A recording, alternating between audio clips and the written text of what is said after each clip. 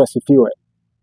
Ujumbe huu ni maalum kwa ajili ya yule ambaye anaona ana jambo ndani yake, ana kitu ndani yake, anatamani kufika mbali, anatamani lile jambo alilobeba litokeze kwa watu walione. Kuna kitu ambacho Mungu amekipanda ndani yako, lakini unaona kukata tamaa. Kuna wakati unakatishwa tamaa, kuna wakati unachoka, kuna wakati kuna vitu unavyojitazama mwenyewe unajiona huwezi. Naamini ujumbe huu kutoka kitabu cha Yoeli sura ya 3 utakusaidia. Biblia inataja kitu gani katika Yoeli? Yoeli sura ya 3 kuanzia mstari wa 9 na wa 10. Yoeli anaambiwaje? Anaambiwa, tangazeni haya kati ya mataifa, takazeni vita, waamsheni mashujaa, watu wa vita na wakaribie na wapande juu. Yafueni majembe yenu yawe panga na miundu yenu iwe mikuki. Aliye dhaifu na aseme mimi ni hodari. Maelekezo haya wanapewa wana wa Israeli. Sentensi kubwa hapa ambayo nataka nikuelekeze kutoka katika mstari wa 9, anasema waamsheni mashujaa. Waamsheni mashujaa. Si kwamba hawakwepo mashujaa kati yao, walikwepo.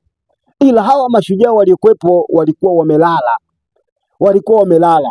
Kwa maana nyingine hawajitambui, kwa maana nyingine hawajielewi. Bwana Yesu asifiwe sana. Ndio maana wanaambiwa waamsheni mashujaa. Mashujaa hawa kwa nini walikuwa wamelala? Kuna sababu moja kubwa ambayo inatajwa hapa. Moja, hawajielewi. Walikuwa hawajui yumkini kwamba wao ni mashujaa. 2, walikuwa wanajiona wao ni dhaifu, hawawezi kwenye ile jambo ambalo wanatakiwa kulifanya. Ukisoma mstari wa 10 anasema yafueni majembe yenu yawe panga na miundu yenu iwe mikuki. Aliye dhaifu. Kumbe kuna wengine walikuwa wanajiona wao ni dhaifu. Kuna wengine walikuwa wamefungwa katika fikra, lakini kuna wengine walikuwa wanajiona wao ni dhaifu. Kwa hawawezi kutenda lile jambo. Na hili jambo huwa linawatesa sana watu wengi, kujiona kwamba yeye ni dhaifu, hawezi kufanya lile jambo. Mara nyingine huwa tunajichukulia mifano kwamba fulani alishindwa na huyu alishindwa na huyu alishindwa, basi na mimi nitashindwa. Hapana. Biblia inasema aliye dhaifu aseme mimi ni hodari. Kwa nini aseme mimi ni hodari? Ina maisha hawa mashujaa walikuwa wanaona wao hawawezi kutenda, hawawezi kusimama kwenye nafasi zao kwa sababu ya udhaifu walionao. Lakini Biblia inasema aliye dhaifu aseme mimi ni hodari. Kwa nini aseme mimi ni hodari? Kwa sababu kuna nguvu katika kutamka. Mara nyingi unapokusudia jambo fulani, adui huwa analeta udhaifu. Huwa analeta udhaifu ama analeta taswira ya kujiona wewe huwezi kusimama kwenye ile nafasi. Akileta ile taswira, ukiikubali, ukiipokea, basi anguko lako linakuwa pale. Lakini ukiikataa, ukasema hapana, sitashindwa, nitaweza, basi ushindi wako unaanzia pale. Ndio maana maandiko yanasema aliye dhaifu aseme mimi ni hodari. Kwa sababu gani? Kuna nguvu katika kutamka. Unapotamka jambo lolote linakuwa. Kwa ukisema siwezi, basi huwezi. Ukisema naweza, basi utaweza. Bwana Yesu asifiwe sana. Kwa maandiko yanasema aliye dhaifu aseme mimi ni hodari. Watu wengi tumekwama sana kwenye ile eneo. Kuna vitu vya kishujaa Mungu ameweka ndani yetu. Kuna watu ni wafanyabiashara wakubwa, kuna watu Mungu anawaandaa kwa watu wa aina fulani, kubwa, nafasi kubwa, lakini tunashindwa kwa sababu tunajiona sisi ni wadhaifu kwenye ile nafasi, hatuwezi. Mara nyingine tunawashirikisha wengine maono yetu. Watu wengine wanatukatisha tamaa, sema wewe utawezaje? Fulani alishindwa. Wanakupa na mifano hai kabisa. Fulani alishindwa, fulani mwingine alishindwa, na huyu alishindwa. Wewe utawezaje? Wewe utawezaje? Hauna kitu, hauna chochote. Lakini Mungu anajua, anapokupa ahadi kwamba wewe ni fulani na utafika mahali fulani, yeye anajua ni kwa namna gani atatengeneza hiyo njia ya kufikia wewe unapotakiwa kufika. Bwana Yesu asifiwe sana.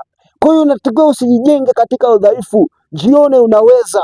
Ukisoma kitabu cha Ayubu sura ya 28, sura ya 22 mstari wa 28, anasema kwamba hivi, na utakusudia jambo nalo litathibitika. Kumbe kusudia, unaanza wewe kukusudia lile jambo, lakini Mungu analithibitisha lile ambalo unakusudia. Jina la Bwana libarikiwe sana. Kwa hiyo utagundua kwamba maisha yako, hatua zako, kama utajibeba katika udhaifu, hutaweza kupiga hatua yoyote ile. Mungu akusaidie kwenye lile ambalo unalitazamia kwenye maono yako.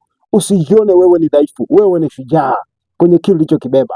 Wewe ni wewe bila watu. Usiangalie wengine. Kila mtu duniani ana njia yake ya kufika pale anapotakiwa kufika. Njia hazifanani. Wewe una njia yako na mimi na njia yangu. Kila mtu Mungu amemwandalia namna yake ya kufanikiwa. Usijilinganishe na wengine. Bwana Yesu asifiwe sana.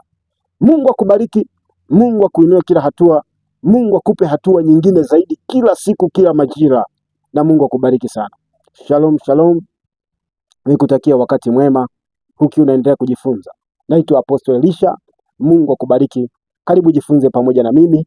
YouTube channel inapatikana kwa jina la Apostle Elisha na Facebook unapatikana kwa Elisha Alois. Karibu sana na Mungu akubariki. Shalom, shalom.